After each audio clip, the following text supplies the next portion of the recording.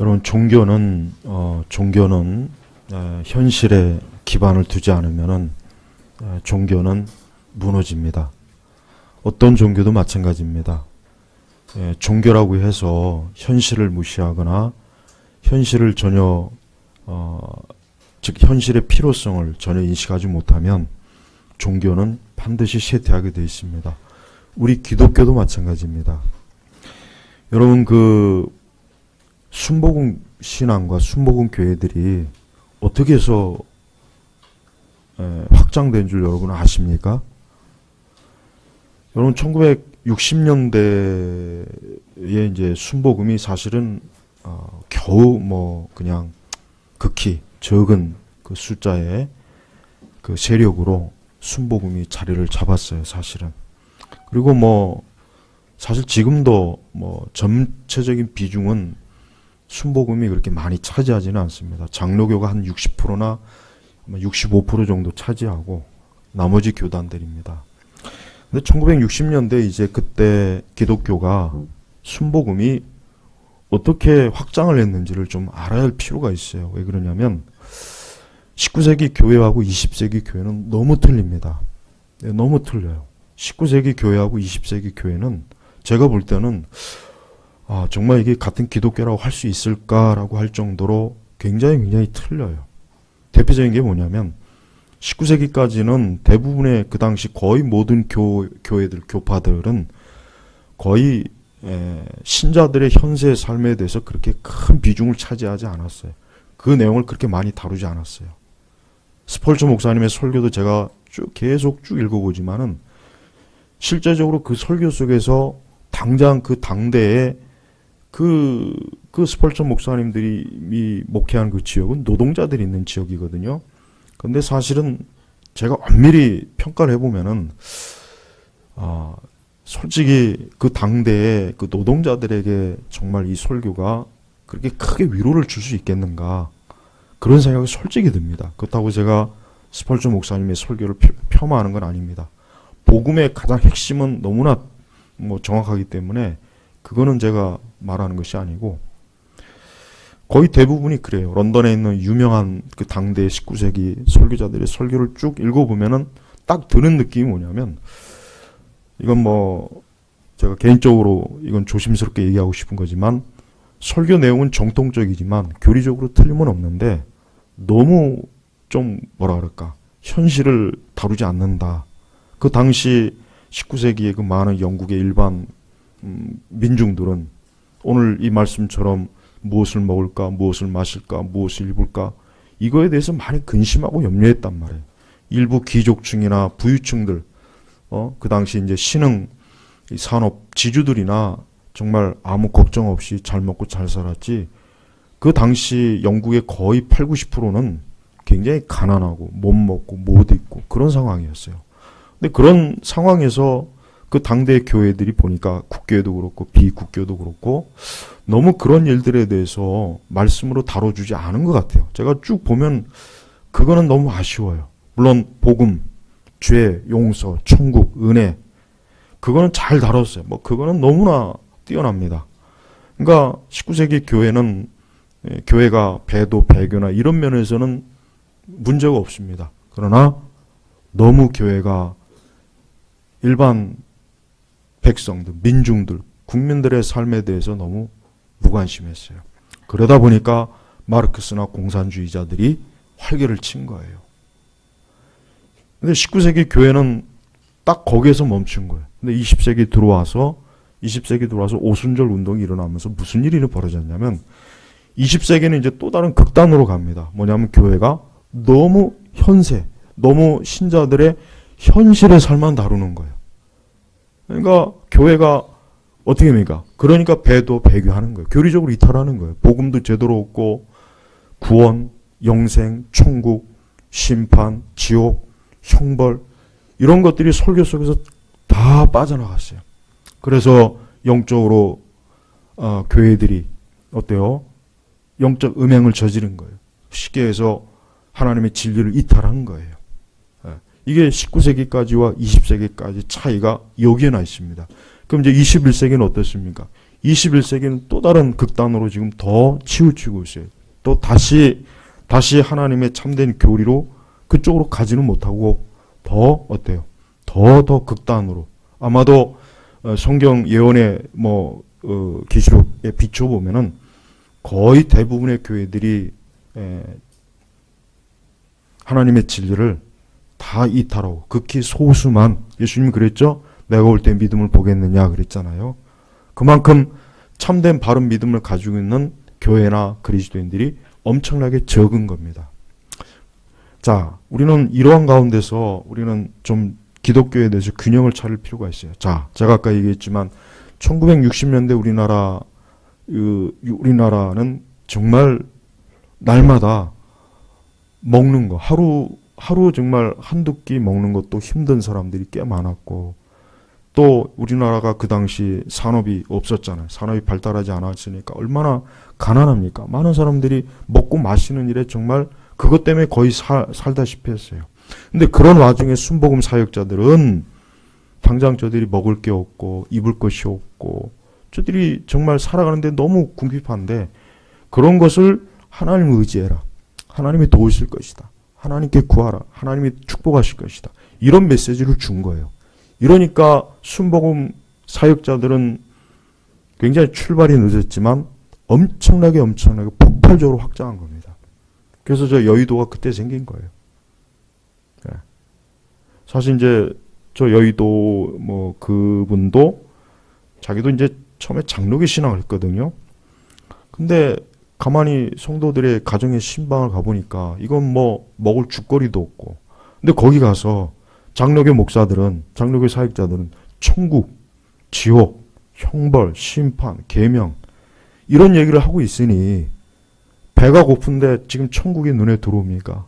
당장 배가 고프고 먹을 게 없고 당장 아이들 먹을 게 없는데, 아니 거기에서 하나님의 의, 거룩, 공의 그거 찾으면은 그게 귀에 들어오겠습니까? 안 들어오죠. 그러니까 지금은 우리나라 전체 교회가 다 순복음화 됐잖아요. 장로교 치고 순복음 영향 안 받은 교회 있습니까? 다 순복음이에요. 어느 교단 치고 순복음 영향 안 받은 교회 있으면 한번 나와보라 그랬어요. 우리 교회는 이제 거기에서 많이 벗어나긴 했죠. 하지만은 저는 그 당시 순복음이 정말 잘했다고 생각해요. 왜 그러느냐? 기독교는 현실을 무시하면 안 돼요. 기독교라고 해서 현실을 무시하게 되면은 교회는 큰 문제가 생겨요.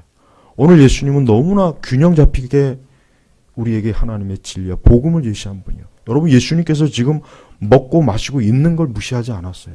오죽하면 분명히 예수님이 그랬어요. 하나님께서도 너희에게 이게 다 필요한 거 아신다. 자, 보세요. 하나님께서도 인정하는데 왜 교회는 먹고 마시고 입는 거, 왜 가난한 자, 굶주린 자, 배고픈 자, 왜 이런 사람들을 무시하고 거기다 대고 그런 사람들에게 그 뚱그름 같은, 물론 참된 교리의 복음의 진리는 맞아요. 근데 그것을 잘 조화를 이루어서 증거해 줬다면은 우리나라 교회가 건전하게 교회가 부흥했을 텐데, 그만 이게 균형이 잃어버린 거예요. 그래서 장로교는 70년대 후반까지도 계속해서 그 당시에 우리나라 일반 백성들의 그 일반적인 정서나 상황을 너무 모르고 그냥 뚱그름 잡는만 소리 하다가 결국은 거의 대부분의 교회들이 순복음 신앙으로 알게 모르게 다 물이 들어서 그 다음에 80년도로 넘어온 거예요. 80년도로 넘어오니까 이제 그때는 이미 끝난 겁니다. 그때는 이미 벌써 대부분의 교회들이, 장로교회도 방언하고 난리가 아니에요. 70년대까지는 장로교회에서 기타 치거나 방언하면은 그건 당장 다 쫓겨났어요. 이 마귀 짓 한다고. 근데 그 당시 일반 장로교 신자들이 어땠는지 아세요? 교회에서는 거룩하게 예배드리는데 주중에는 기도원 가서 박수치고 방언하고 그랬어요. 왜? 거기 가서 메시지를 들어보면 거기 가서는 자기들의 현실적인 필요를 해결해 주니까 하나님 여러분을 도우십니다. 축복하십니다. 여러분을 도우십니다. 이런 실제적인 메시지를 정말 주니까 주일에는 여기 와서 거룩하게 점잖게 예배드리다가 주중이나 이런 시간을 내서 기도원 가가지고 그냥 열광적으로 그렇게 한 거예요. 거기에서 이제 어떤 종교적인 그런 것들을 풀고서 온 겁니다. 근데 80년도 넘어와서는 이제는 어때요? 80년도 넘어와서는 그 분위기가, 기도원 분위기가 교회까지 다 들어온 거예요. 그렇게 와서 이렇게 온 거예요. 여러분, 기독교는 조화를 이루어야 돼요. 제가 왜 이런 얘기를 하냐면, 개혁교회나 청교도 개혁주의 교회들이 보면은 너무 현실을 무시하는 것 같아요. 청교도 개혁주의들이, 제가 이제 이런 부분을 좀 얘기하고 싶은 이유가 뭐냐면, 균형을 잡지 않으면 안 됩니다. 우리가 지금 땅 위에 발을 딛고 살면서 먹고 마셔야 되고 옷을 입어야 되고 직장을 가져야 되고 우리가 생활을 해야 되고 모든 것들을 해야 되는데 마냥 천국에 대해서 얘기만 하고 지옥 심판에 대해 얘기, 그거는 안 돼요. 그렇게 해가지고 복음이 잘 전파될까요? 아닙니다. 그렇지 않습니다. 예수님께서는 절대로 책망한 게 아니에요. 너희가 뭘 먹을까 마실까. 사실 예수님이 이걸 비판한 게 아닙니다. 왜냐하면 예수님 당시의 사람들도 진짜 그 당시 대부분의 사람들은 거의 99%는 정말 하루 먹고 마시는 게 그게 일이에요. 먹지 못하면은 그냥 며칠이고 굶을 수 있고 굶어 죽을 수도 있어요. 굶어 죽는 일도 많았어요.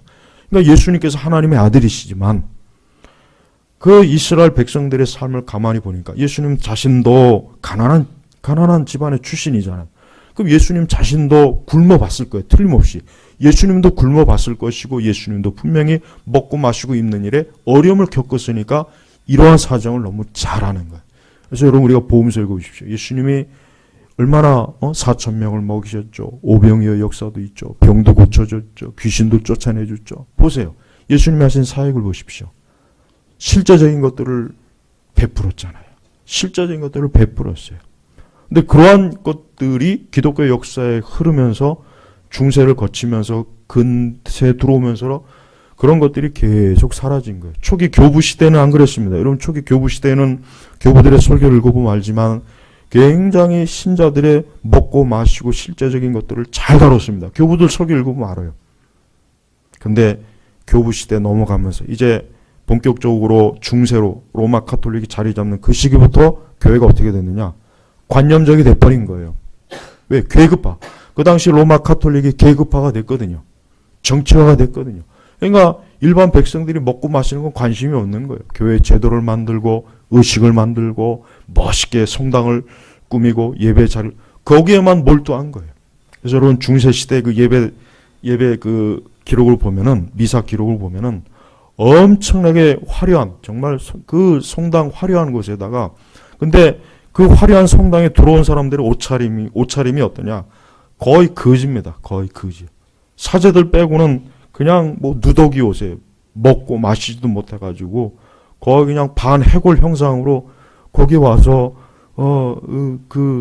마리아에게 자비를 구하고 사제들에게 궁유를 구하고, 그런 중세시대 그렇게 했어요. 그렇게 했단 말이에요.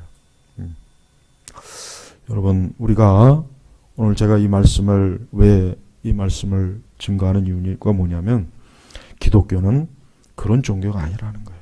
여러분, 기독교는 철저히 하나님께서 우리의 모든 것들을 알아요.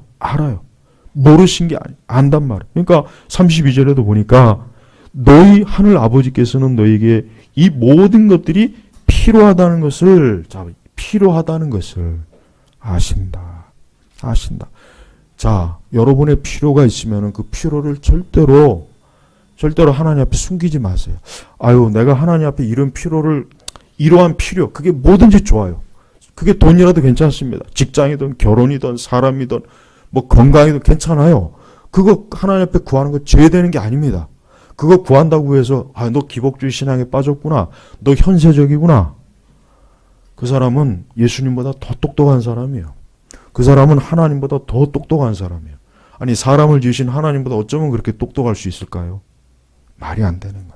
그러니까 하나님께서는 너희에게 이 모든 것들이 필요하다는 것을 아신다. 이 안다는 얘기는 알고 끝난다는 게 아니라 기꺼이 능히 너희의 필요를 채워줄 수 있다는 거예요. 있다는 겁니다. 그러니까 제발 여러분, 요즘 요즘 우리 한국 사회가 굉장히 어때요? 딱 분위기 자체가 어떻습니까? 침체돼 있잖아요. 신문에 보면은 실업자들 점점 많아지고 있고, 지금 30대, 40대들 직장 계속 잃고 있어요. 예. 자업자득이죠, 자업자득. 그렇게 좌파 생각을 가지고 있으니 결국 자업자득이에요. 하지만 많은 사람들이 지금 어려움을 겪고 있어요. 이럴 때 우리 교회는 어떻게 되어 있습니까? 우리 기독교인들은 이럴 때 더욱 우리가 하나님의 진리의 말씀, 살아계신 하나님을 의지하고 살아야 되는 그 믿음을 우리 자신도 가져야 되고, 우리의 이웃과 우리의 주변이 어려움을 겪을 때 그들에게 우리가 하나님에 대해서 어떻게 복음을 증거할 때 어떻게 됩니까?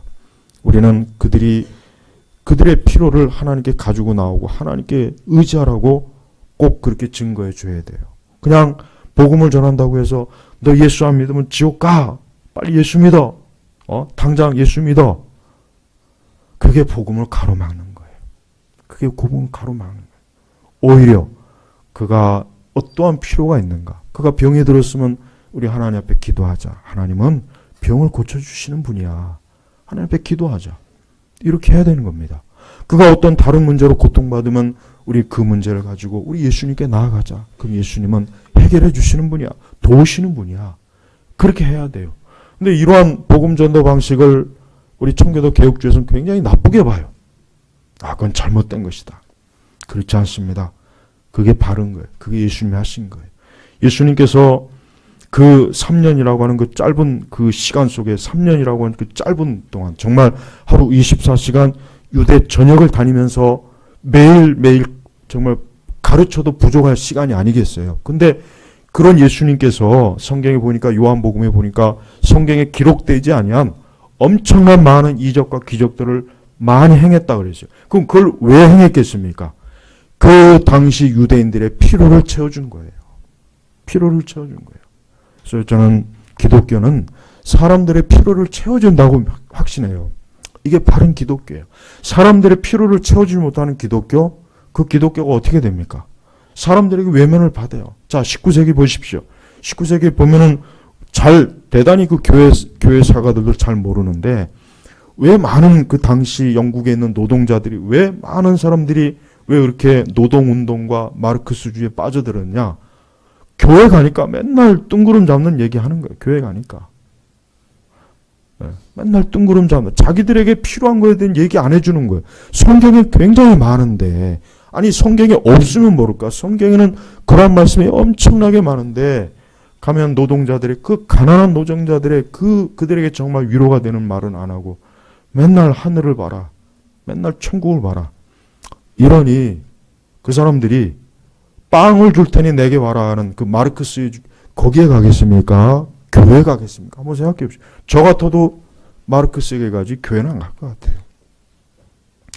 그래도 스펄전 목사님은 지혜로운 분입니다. 비록 그분이 설교는 철저하게 그렇게 했지만, 그러나 그분은 가난한 자를 외면하진 않았어요. 그래서 스펄전 태버나클은 가난한 자들을 위해서 굉장히 많은 그들의 먹을 것, 그들의 필요한 것들을 많이 해줬어요.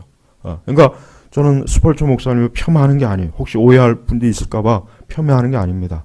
그러나 제가 아쉽게 생각하는 거는 설교 속에서도 그러한 필요를 해줬다면 좋았을 뻔했다.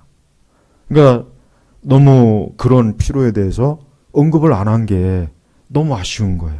만약 그런 것들을 더 했다면 더 많은 사람들이 그 말씀을 듣고 더 많은 사람들이 그리스도에게 와서 자기의 영적인 빵도 먹을 수 있지 않았을까. 그러니까 19세기 지나니까 어떻게 됩니까? 19세기 지나니까 영국의 기독교가 확 쇠퇴버리잖아요. 왜? 위대한 복음 전도자, 위대한 설교자들이 있을 때는 그래도 감당할 만한 영적인 능력이 있었는데, 그들이 사라지니까 이제 뭐예요? 그걸 감당을 못하는 거예요. 감당을 못하는 거예요. 그러니까 그냥 한순간에 다 여러분 19세기의 그 런던 거리는요, 사람들이 뭐 때문에 왔다 갔다 했냐면 교회를 가는데 왔다 갔다 했어요. 19세기 그 영국의 그 런던 거리는 기독교 역사상 최고의 설교자들이 막 질비한 시대거든요. 그러니까 막 사람들이 이쪽에서 설교 듣고 이쪽으로 가고 막 종일 하나님의 말씀을 들었던 시대란 말이에요. 근데 그 시대가 지나니까 어떻게 됐습니까? 영국의 기독교가 확 쇠퇴해버리잖아요. 그냥 한순간에 쇠퇴해버려요. 왜 그렇습니까? 교회가 두 가지를 다 잃어버린 거예요. 복음의 능력도 잊어버렸고 인간의 필요에 대한 의식도 잊어버린 거예요. 근데 그것을 갑자기 19세기에 오순절 갑자기 어느 날 갑자기 방언 막 그들이 갑자기 이제 하나님은 병을 치유하십니다. 우리에게 물질의 축복을 주십니다. 여러분 저 아프리카나 남미 가보십시오. 거기 기독교가 다 어떤 기독입니까? 이 동남아시아도 거의 그럴 것 같아요. 제가 알기에는. 다 순복음이에요. 다 오순절입니다. 아프리카는 더해요. 아프리카는 목사들이 목에 금거리를 안 걸으면 은혜가 안 된대요. 진짜예요. 이 시계도 진짜 금딱지. 그 다음에 목걸이도 금으로 막 그 몇 돈짜리 되는 걸 추렁추렁 절고 설교를 해야 돼요. 그래야 그 설교를 듣는 사람들이 야, 하나님 믿으면 저렇게 부자가 되는구나. 사실 바른 건 아니죠. 바른 건 아닌데 그렇게 안 오면 안 옵니다. 근데 그건 너무 극단적이죠. 저는 여기에서 반드시 균형을 잡아야 된다고 생각해요. 여러분, 절대 하나님께서는 우리가 먹고 마시고 누리는 거 무관심한 분이 아니에요. 그러니까 여러분도 제발 신앙생활 하다가 여러분이 어떤 필요가 있으면은 제발 하나님 앞에 가지고 나오세요. 그게 뭐든지 좋아요. 뭐든지 좋으니까 가지고 나오세요. 일단 무조건 가지고 나오세요. 물론 지혜롭게 이것은 육신의 정욕적인 기도니까 구하면 안 돼. 그러면 좋아요. 그러나 그걸 잘 모를 때는 일단 가지고 나오면 됩니다. 일단 가지고 나와서 하나님께서 구별하면 돼요. 구별은 하나님이 해주시니까 무조건 가지고 나오란 말이에요. 여러분의 어떤 정서적인 어려움이 있습니까? 그것도 하나님 앞에 가지고 나오세요. 여러분의 심리적인 어려움이 있습니까? 그것도 가지고 나오세요. 여러분 진짜 질병 그것도 하나님 앞에 가지고 나와야 됩니다. 여러분이 정말 직업 그것도 하나님 앞에 가지고 나와야 돼요. 뭐든지 필요가 있으면 하나님 앞에 가지고 나와야지 그걸 가지고 나오지 않고 나는 하늘에 이슬만 먹고 살 거야. 나는 하늘에서 내리는 만나 먹고 살 거야. 그런 고생 정말 많이 해요. 하나님의 뜻이 아니거든요. 절대 하나님의 뜻이 아니에요.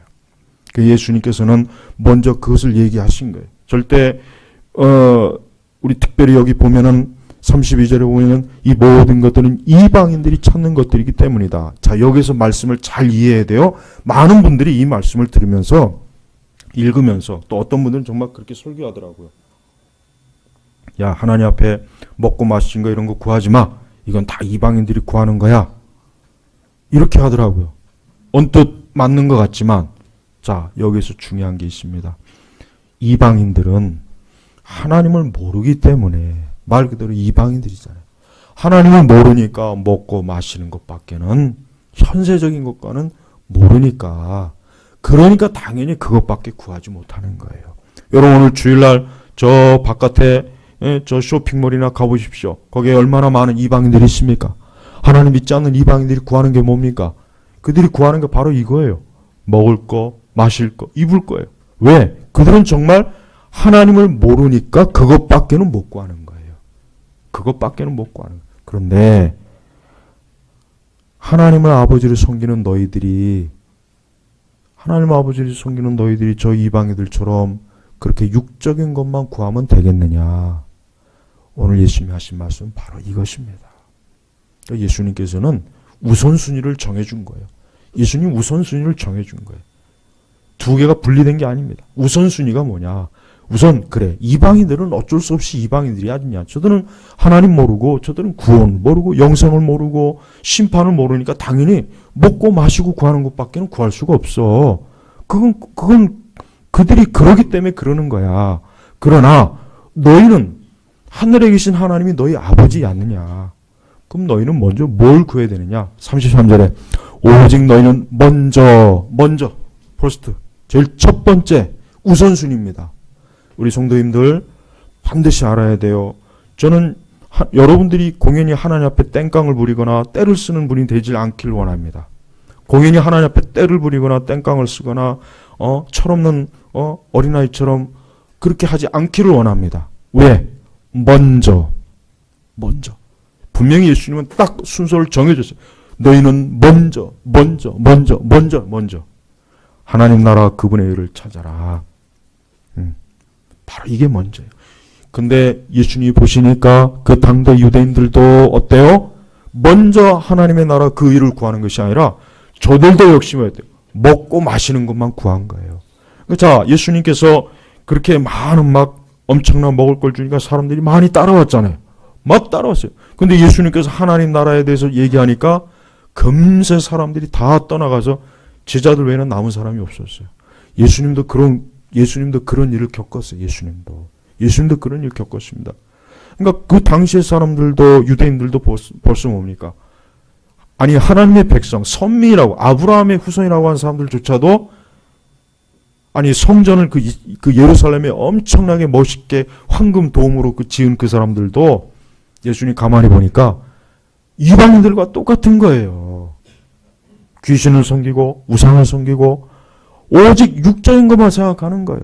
먹고 마시고 입고 그거 외에는 생각하는 게 없어요. 하나님이고 뭐고 의고 뭐고 거룩이 뭐, 난 그런 거 필요 없어. 난 그냥 먹고 마시는 거, 오늘 하루 그냥 나는 멋있게 사는 거. 그래서 예수님께서 이 말씀을 하신 거예요. 이 말씀의 배경은 바로 그것 때문이에요. 만약에 그 당시 유대인들이 비록 진짜 먹고 마시는 게 많이 부족하고 어려워도 그래도 우리는 하나님의 백성이야. 우리는 선민이야.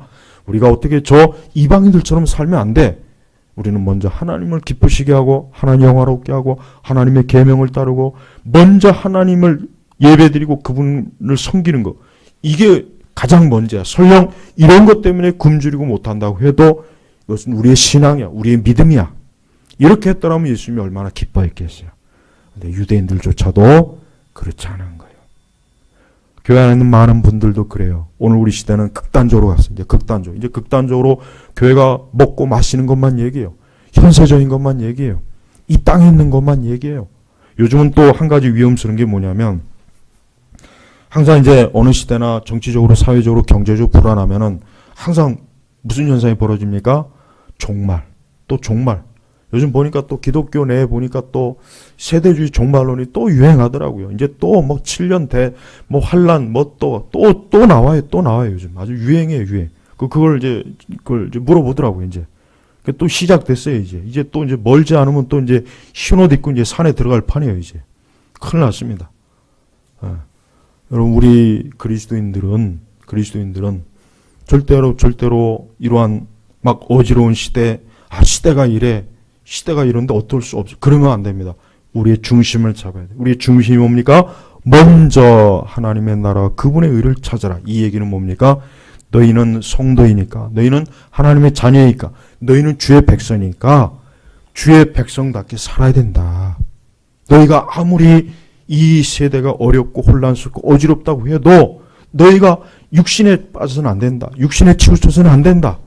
그런 거 하나님 다 아시니까 먼저 하나님 기뻐하는 것 찾고 먼저 하나님을 위해서 살고 정말 하나님께서 원하시는 길을 가면 그러면 뭐라겠습니까? 주님 뭐라고 약속했죠?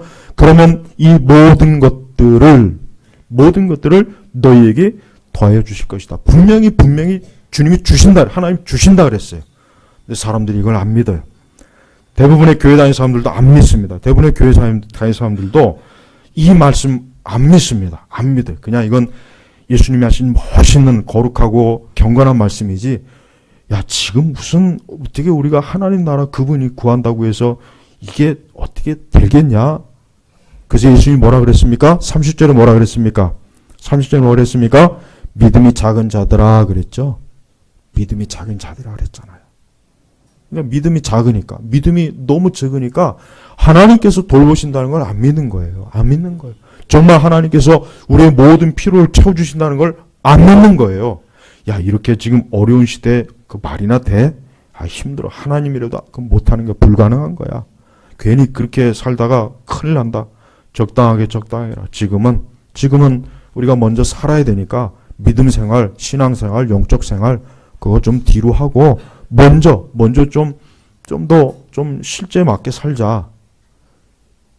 바로 예수님이 이걸 지적합니다. 근데 그렇게 하지 말아라. 너희 그렇게 하지 말아라. 너희 이방인들 아니지 않느냐. 너희 성도 너희 그리스도인들인데 너희가 어떻게 이방인들처럼 그렇게 사느냐. 너희가 어떻게 이방인들처럼 그런 생각과 그런 마음을 가지고 사느냐. 그렇게 하지 말아라. 그렇게 하지 말고 먼저 너희가 항상 하나님의 뜻을 쫓아라. 하나님 말씀대로 살고 하나님의 기뻐하시는 것을 구하고 하나님에게 충성하고 주의 뜻을 구해라. 그러면은 이 모든 것들을 너에게 더해 주실 것이다. 누가 더해 줍니까?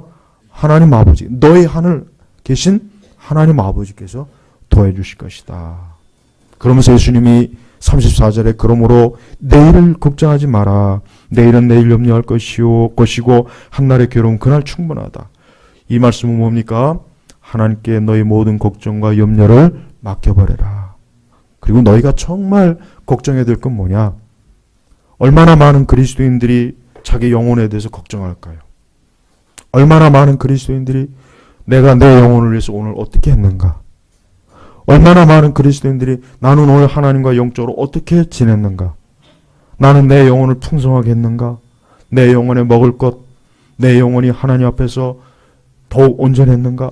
자기의 영혼의 문제, 자기의 영적인 것은 걱정하지 않죠. 거의 아마 대부분의 신자들이라도 먹고 마시고, 그러니까 육적인 거, 그런 것만 자꾸 마음에 막 걸리고 그런 것들만 막 생각하지, 정말 영적인 것, 자기 영혼의 빈곤함, 정말 하나님의 영광, 하나님의 나라, 복음의 확장, 하나님의 거룩한 교회, 하나님의 일, 정말 주님의 일, 주님의 거룩한 것, 이건 안중에도 없고 그냥 먹고 마시는 것만 생각하는 거예요. 그러니까 하나님께서 이 모든 것들을 너희에게 안 더해 주시는 거예요. 안 더해 주시는. 이건 하나의 공식입니다. 분명히 이건 33절은 공식이에요. 영적 공식이에요. 너희는 오직 너희는 먼저 하나님 나라 그분의 일을 찾아라. 그러면 조건절이 그러면 이 모든 것들을 너희에게 더해 주실 것이다. 그랬어요. 더해 주실 것이다. 예수님이 이 말씀이 거짓말 같습니까? 참된 말씀입니까? 하나님은 거짓말하지 않는 분이라고 했죠.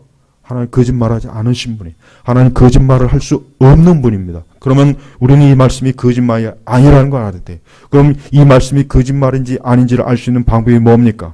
믿음이에요. 믿음입니다. 많은 분들이 자기의 육적인 것 때문에 영적인 예배도 포기하고 기도도 포기하고 하나님 앞에 마땅히 해야 될 교회를 위한 일도 포기하고 자기 육적인, 난 지금 이게 급해요. 주님, 난 지금 이게 급해요. 난 지금 이게 너무 급하기 때문에 이건 좀 나중에 할게요. 그렇게 살지 않습니까? 그러니까 너희에게 안 더해주는 거예요. 이 말씀은 맞지 않는 말씀인 것 같아. 내가 이 말씀대로 난 한 번도 경험해보지 못했어. 체험해보지 못했어. 그러니까 한 번도 하나님 나라 그분의 일을 구해본 적이 없는 거예요. 없는 겁니다. 우리는 절대로 기독교가 현실과 무관한 싸구려 삼류 종교를 취급하면 안 됩니다. 기독교를 그냥 사람들에게 사기나 치고 종교적인 사기나 치고 그저 사람들에게 사탕 발리면 하면서 사람들을 다독거리는, 우리는 그런 종교를 여기면 안 돼요. 이방 종교는 다 그런 종교예요. 이방 종교는 다 그런 사기 종교예요. 거짓 종교예요. 진리가 없잖아요. 그건 마귀예요. 그러나 기독교는 아니에요. 기독교는 참된 진리입니다. 그러니까 우리는 제발 하나님 나라 그분의 일을 찾으십시오. 실제로 여러 상황이 어려워지고 막 어려워지면 사람들이 제일 먼저 자기 영적인 것들을 축소시켜요. 기도하는 시간도 축소시키고 하나님께 드리는 모든 예물과 봉사와 이런 것도 축소시키고 그런 것부터 다 먼저. 그러면 하나님께서 과연 이 말씀 그대로 이 모든 것들을 너에게 더해 주실 것이다? 그렇지 않습니다. 제발 여러분, 내일을 걱정하지 마라. 내일이 염려할 것이죠. 이 말씀은 뭡니까? 오늘 하나님이 우리와 함께 하시듯이 하나님은 내일에 이미 가 계신 분이에요. 하나님은 시간에 구애받지 않습니다. 우리는 내일에 대해서 걱정하잖아요. 우리는 내일, 근데 그 내일에도 하나님이 그때 가 계셔. 너희보다 먼저 가 계셔. 그러니까 너희보다 먼저 가 계시니까 내일 걱정하지 마. 내일 이미 예수님이 거기 가 계셔. 하나님이 가 계신데 내일 뭘 걱정하니? 예수님이 이미 벌써 내일이라고 하는 시간, 내일이라고 하는 그때를 주님이 주관하시고 계신데, 그래서 한날 괴로움은 그날로 충분하다. 우리 성도들은 빌립보서 말씀이나 베드로서의 말씀처럼 너희 모든 염려를, 너희 구할 것을 누구에게? 주님께 맡겨라 했어요. 맡겨라. 그러니까 제발 근심하고 염려하지 마십시오. 특별히 저는 우리 성도들이 영적인 것 때문에 근심하고 염려했으면 좋겠어요. 영적인 것 때문에. 진리 때문에 근심하고 염려했으면 좋겠어요. 기독교가 현세적으로 치우치면 치우칠수록 진리 때문에 걱정을 안 해요. 뭐 교회가 산으로 가든 땅속으로 가든 절에 들어가든 천주교와 손을 잡든 교황하고 손을 잡든 중들하고 손을 잡든 무당하고 손을 잡든 기독교가 현세적이면 극단적으로 가게 되면 그런 거 신경 전혀 안 씁니다. 전혀 안 써요. 지금 우리 시대 교회가 그렇잖아요. 전혀 신경 안 써요. 왜? 진리 같은 건 필요 없는 거예요. 지금 진리가 중요한 게 아니다. 그냥 내가 먹고 마시는 게 중요하지. 그러니까 신앙생활 해도 그렇게 하는 사람들은 그 사람들은 주님하고는 상관이 없는 사람들이에요. 우리 성도 여러분, 하나님께서는 우리의 모든 것들을 하세요. 그러니까 제발 하나님께서 나의 필요와 나의 어떤 소용되는 걸 모르시거나 내 삶을 모르거나 내 형편을 모르거나 절대 그렇지 않으니까 앞으로 절대로 그런 생각하지 마시고 너무나 잘 아셔요. 그런데 주님이 뭐라 했습니까? 예수님이 먼저는 제발 하나님 나라 그분을 찾아라. 우리 영혼을 위해서 탄식하고 영적인 것을 위해서 눈물을 뿌리고 또 하나님 복음을 모르고 예수님께서 언제 오신다 그랬습니까? 성경에 뭐라고 했죠? 예수님이 언제 오신다 그랬죠? 땅끝까지 복음이 전해지면 오신다 그랬잖아요. 그러니까 우리가 주님이 언제 오실지 그거 굳이 날짜 꼽을 필요도 없고 중요한 것은 땅끝까지 복음이 전해져야 돼. 일단은 그래야 예수님 오신다 그랬어요. 분명히. 그러니까 우리는 전 세계 복음을 전하는 하나님의 일꾼들, 선교사들, 이 교회들이 제발 이 복음을 제발 빨리빨리 증거할 수 있도록 열심히 기도로 지원해야 돼요. 선교 후원도 하고 하나님의 그렇게 나서야 돼요. 우리가 그런 거로는 죽어도 안 하면서 그런 거는 죽어도 염려 안 하면서 내 자식 염려하고 내 자신에 대해서 걱정하고 내 먹고 마시는 거 걱정하고 그냥 내 삶에 그런 거 걱정하고 그러니까 이 모든 것들을 너희에게 안 더해 주실 것이다. 여러분, 우리 예수님은 냉정한 분이에요. 예수님은 절대로 우리하고 타협하지 않습니다. 절대로 주님은 타협하지 않아요. 절대로 주님은 사람하고 타협하지 않아요. 예수님께서는 내 말대로 안 하면 안 돼. 내 말대로 안 하면 절대 안 돼. 절대. 이게 주님이에요. 그러니까 주님을 설득할 생각하지 말고 그냥 주님에게 순종할 생각을 해야 됩니다. 순종할 생각해야지 주님을 설득해서 어떻게 하면 예수님 말씀을 조금 누그러뜨릴까? 아닙니다. 제발 여러분 영적인 것 가지고 하나님 앞에 나와서 근심하십시오. 복음을 전하는 거, 하나님의 교회를 위해서, 이 땅에 있는 수많은 죄인들이 그리스도께 돌아오는 걸 위해서, 또 우리 시대 교회가 얼마나 배도하고 배교했잖아요. 그렇죠? 우리 시대 교회가 얼마나 영적으로 타락했습니까? 얼마나 타락했습니까? 우리가 그런 걸 보면서도 마음에 전혀 아파하지도 않고 전혀 우리 정말 주님을 생각하면서 교회를 생각하면서 그런 어떤 영적인 애통이 없다면, 애통하는 자가 복이 있다고 했는데 그런 게 없다면은 우리가 과연 오늘 주님 보실 때 과연 우리가 이방인들과 다를 바가 뭐가 있겠어요? 저 바깥에서 오늘 주일 전혀 하나님 모르고 예수님 모르고 교회 모르고 그냥 바깥에서 쇼핑몰에서 쇼핑하고 극장에 가서 영화 보고 술집에 가서 술 먹고 그들과 우리하고 다를 바가 뭐가 있습니까? 그들이 자기만의 것을 생각하는 거나 우리가 하나님 것 생각 안 하는 거나 똑같잖아요. 같잖아요. 결국 같은 얘기잖아요. 그렇지 않겠습니까? 제발 여러분, 제발 주님 하신 말씀 사실 33절만 잘 이해해도 돼요. 너희는 먼저 하나님 나라 그분의 의를 찾아라. 그러니까 하나님의 것을 적극적으로 찾는 거예요. 주님이 기뻐하시는 것을 적극적으로 구하는 거예요. 그리고 제발 여러분 자신의 모든 삶이 어때요? 영적인 것이 우선이어야 돼요. 영적인 것이 우선이 돼야 됩니다. 육적인 게 우선이 되면 안 돼요. 매일매일 하루 시작할 때 말씀 읽으십시오. 짧게라도 기도하십시오. 그렇게 하지 않는 사람은 지금 먼저 하나님 나라 그분의 의를 구하지 않는 거예요. 찾지 않는 거예요. 그러면 안 됩니다. 짧은 시간이라도 짧게라도 말씀 읽고 먼저 기도하십시오. 그리고 하루를 시작하세요. 그리고 무엇이든지 여러분이 뭘 하고자 하면, 여러분이 사업을 하든 뭘 하고자 한다면 내가 하는 모든 것은 하나님 나라 그분의 의를 위해서 하는 겁니다라고 하나님 앞에 미리 딱 목표를 정해놓고 하십시오. 그러면 이루어집니다. 이런 마음이 없으니까 하나님이 안 이루어주시는 거예요. 이런 마음이 없으니까. 우리가 뭘 하든, 우리가 사업을 하든, 뭐 가정을 꾸리든, 뭐 하여튼 뭘 하든 좋아요. 공부를 하든 뭘 하든 좋아요. 항상 그것이 하나님 나라, 복음, 진리, 주님의 영광하고 직접적으로 제일 첫 번째 연관이 되지 않으면 주님이 안 도와주십니다. 안 도와주셔요.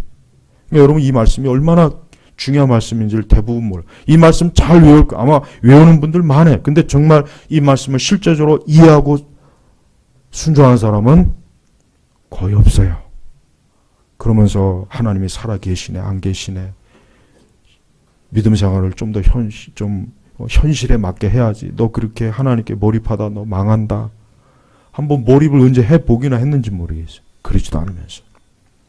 우리 성도 여러분, 하나님 살아계셔요. 주님이 살아계시고 주님의 눈동자는 우리의 모든 것들을 보십니다. 정말 우리의 발걸음 한 걸음 한 걸음을 다 지켜보십니다. 그러니까 주님을 속일 수가 없습니다. 주님의 눈을 가릴 수가 없어요. 우리 주님 앞에서 우리가 오늘 예수님 하신 이 말씀 이대로 우리가 믿고 걸어가는 모습을 보여주시기 바랍니다. 제발 그런 모습을 보여주세요. 먼저 하나님 나라 그분의 의를 찾는 걸 주님께 보여주십시오. 그런 길을 가십시오. 그럼 주님께서 정말 그 하신 말씀대로 그러면 이 모든 것들을 너에게 더해 주실 것이다 라고 하는 이 말씀이 반드시 이루어집니다. 이러한 말씀이 이루어질 때 아마도 진짜 하나님은 살아계시는구나, 말씀은 역사하는구나 하고 체험이 될 겁니다. 우리 제노바 교회 성도 여러분들은 살아있는 신앙, 살아있는 믿음, 정말 예수님과 정말 생생하게 동행하는 그러한 하늘 아버지를 둔 참된 주의 자녀들 주의 이름으로 축복합니다. 기도하겠습니다. 아버지 하나님 감사합니다. 오늘 시간에도 우리 주님께서 우리에게 주신 모든 이 진리의 말씀, 이 영적인 원리를 잊어버리지 말고 앞으로 이와 같은 말씀대로 오늘부터라도 매일매일 이 말씀과 함께 살아갈 수 있도록 도와주옵소서. 예수님의 이름으로 기도 올렸습니다. 아멘.